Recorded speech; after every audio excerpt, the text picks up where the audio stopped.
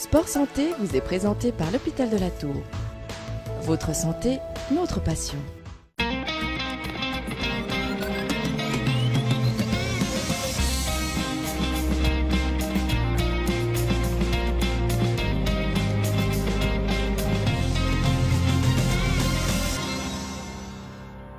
Bonjour à tous et bienvenue dans ce nouveau magazine Sport Santé. Aujourd'hui, nous sommes bien évidemment à l'approche de la saison de ski. Une saison de ski qui s'annonce, on espère en tout cas, fort bien. Avec nous pour parler de cette saison et pour parler de préparation, le préparateur physique Sébastien Grossini, qui nous donne quelques, vous allez le voir, bons conseils pour préparer au mieux sa saison de ski.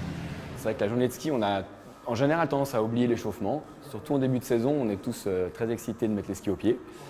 Il suffit que les conditions soient bonnes, un peu comme ces temps où il s'est mis à neiger. C'est vrai que d'arriver début de saison, mettre les skis au pied et partir tout de suite, il peut y avoir quelques risques. Alors comme une bonne séance de sport, on commence normalement une bonne journée de ski par un échauffement.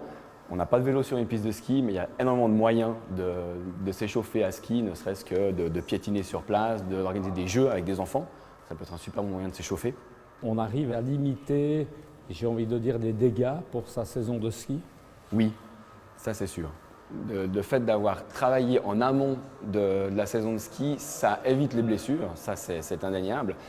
Le ski est un sport un peu particulier, dans le sens où ce n'est pas un sport où on pousse, c'est un sport où on freine le poids de son corps. Énormément de sports qu'on pratique normalement sont des sports où on va pousser, on fait du saut, on fait du foot, on fait du tennis, on se déplace. Mais le ski, c'est un sport où on est tout le temps écrasé et avec des contraintes d'équilibre, des contraintes de souplesse qui ne sont pas forcément acquis dans beaucoup d'autres sports. Donc l'idée pendant, je dirais, les 2-3 semaines, un mois avant de mettre les skis au pied, c'est de faire des exercices qui ressemblent à ce qu'on pourrait avoir comme contraintes mécaniques pendant le ski. On a tendance à penser que le ski, ça se fait qu'avec les jambes. Loin de là.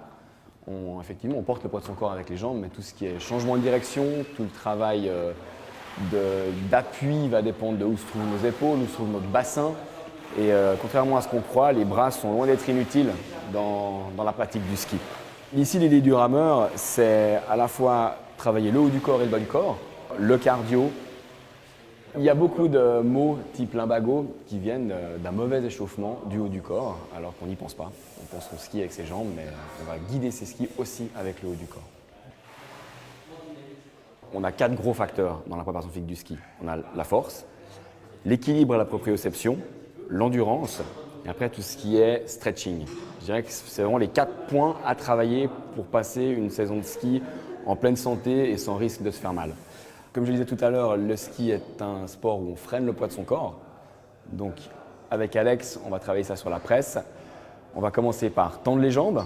Ensuite, on fléchit les genoux jusqu'à une position qui ressemblerait à celle qu'on aurait sur ses skis et on tient. On résiste quelques secondes à l'écrasement.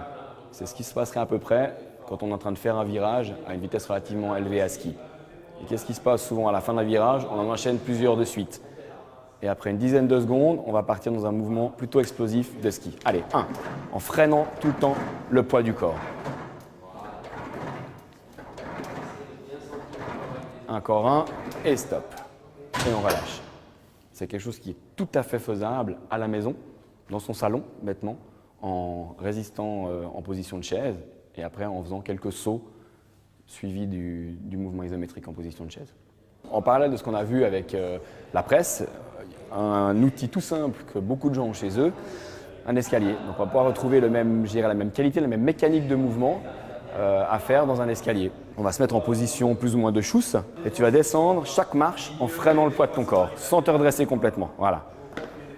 Arrivé en bas, on va pouvoir faire le cheminement inverse, c'est-à-dire faire des sauts cette fois-ci pour remonter les escaliers, les marches 2 par 2, 3 par 3. Voilà. On skie sur quelque chose qui glisse, accessoirement, mais par contre, tout ce qui est appui au sol change souvent. On peut passer d'une neige qui colle légère à une neige très dure, glacée. Et souvent, les changements d'appui peuvent être fatals en début de saison. Et l'idée, en travaillant un petit peu l'équilibre en pré-saison, c'est d'habituer son corps et son cerveau à réagir rapidement. Donc là, on a des petites pastilles d'équilibre. C'est quelque chose qu'on peut tout à fait faire à la maison avec simplement un tapis roulé ou bien un linge de bain roulé. Vous constaterez que les jambes bougent. Et si maintenant je viens simplement pousser un peu Alex dans un sens ou dans l'autre, voilà, il perd son équilibre. Cet équilibre, maintenant quand on l'a travaillé, on a un peu mis en éveil tous nos sens pour être capable de reprendre son équilibre. Maintenant on va essayer de travailler ça dans un mouvement plus proche de ce qu'on ferait à ski. On va venir sauter, amortir le poids de son corps et rester en équilibre sur le bossu.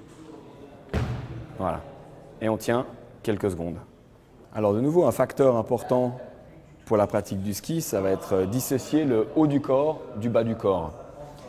Comme on le disait tout à l'heure, le haut du corps souvent guide ce qui se passe avec le bas du corps. Et l'idée de faire l'exercice de gainage, c'est de donner la possibilité au corps de dissocier le haut du bas. Alors afin de se remettre d'une bonne première journée de ski, et aussi quelque chose à faire, je dirais, tout au long de la saison de ski, c'est du stretching. Ne serait-ce que pour garder dans un premier temps une certaine amplitude articulaire qui, en cas de chute, peuvent être relativement salvatrices, on va dire. On a vu que ce sont des exercices qui ne sont pas forcément à la portée de tout le monde. Si on veut être sûr d'assurer sa saison de ski, être sûr de ne pas se faire mal. Je dirais que c'est d'être actif déjà, dans un premier temps. De se dire la saison de ski, elle ne commence pas le 15 décembre, le jour où je mets mes skis, mais elle commence, je dirais, fin septembre, en commençant à bouger. Et ne serait-ce que d'avoir une activité physique régulière, qu'elle soit toute simple, que ce soit d'aller trottiner une fois par semaine ou jouer au foot de temps en temps pour les gens qui aiment les jeux, garder une activité physique régulière le plus souvent possible. Après, pour ce qui est de quelque chose de plus spécifique, on a vu 2-3 exercices simples à faire à la maison.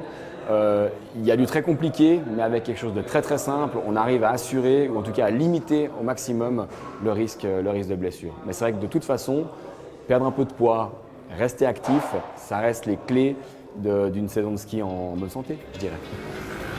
Voilà, en tout cas, de quoi limiter les dégâts en termes de blessures. Vous l'aurez compris, merci beaucoup à Sébastien Grossigny et son équipe de nous avoir reçus.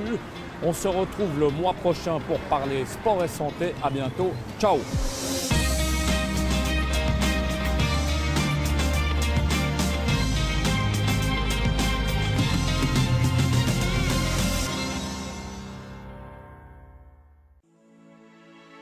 Sport Santé vous a été présenté par l'Hôpital de la Tour. Votre santé, notre passion.